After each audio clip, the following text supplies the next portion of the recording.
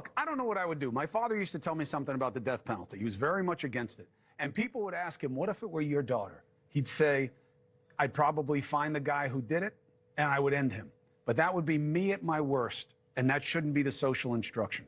Here's a story that plays on that. 36-year-old father in Arkansas, okay? His name is Aaron Spencer. There he is.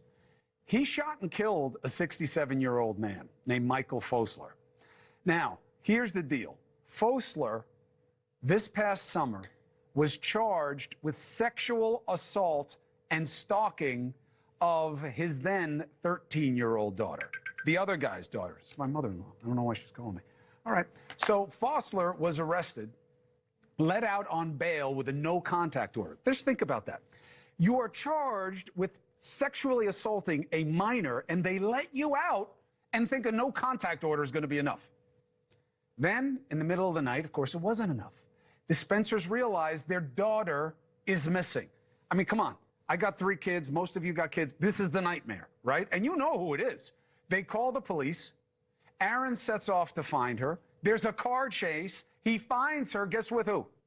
Esler. And he winds up getting into it with him, shoots him, kills him. Now, he was kind of charged with preliminary first-degree murder, which I'd never really heard of before, okay? Like, you're either charged or you're not charged. Then the sheriff was like, well, he hasn't really been charged. We're investigating. All right. He's out on bail pending trial. What is right and what's wrong here? Law and then morals. Let's bring in trial attorney Misty Marris, former sex crimes prosecutor who has handled many abuse cases. And we have Matt Murphy also, who knows these kinds of cases and predation very, very well. He understands why they get prosecuted now and how they should be defended. So thank you both. Matt, let me start with you. Is the analysis, even in a case where, man, did the system mess up by letting this guy out, is the analysis as simple as, in the state, whether if it's not stand your ground, was it reasonable for him to use deadly force in defense of his own life or the defense of his child's life? Is that the end of the analysis for this guy, this dad, Matt? Ultimately, that is the end. That's the call that a jury, if they charge him with anything here, Chris, that will be the decision they have to make. And look, this is in my view, they shouldn't arrest him for first-degree murder. The sheriff's right. The prosecutor decides what to charge.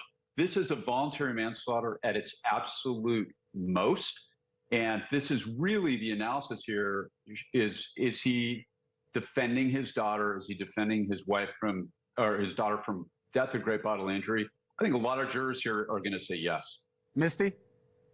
Even a brilliant prosecutor could not get a conviction in this case. We're talking about a confrontation that happens while his minor daughter is in the car. Someone who's been accused of a rape is in violation of a no-contact order. That's what really matters, what happened in that time frame. And I don't think we see charges here. And if we do, I think a jury is going to acquit. Just quickly, help me understand this. So he wasn't really charged. That's why the sheriff backed away from it. They arrested on probable cause. Now they'll figure out they're going to dump it on the prosecutor. We'll see what happens. But I'm going to follow this one because I don't know how they let this guy out. What did they think was going to happen? Misty Marris, Matt Murphy, thank you for the quick take on this. We'll have the conversation again.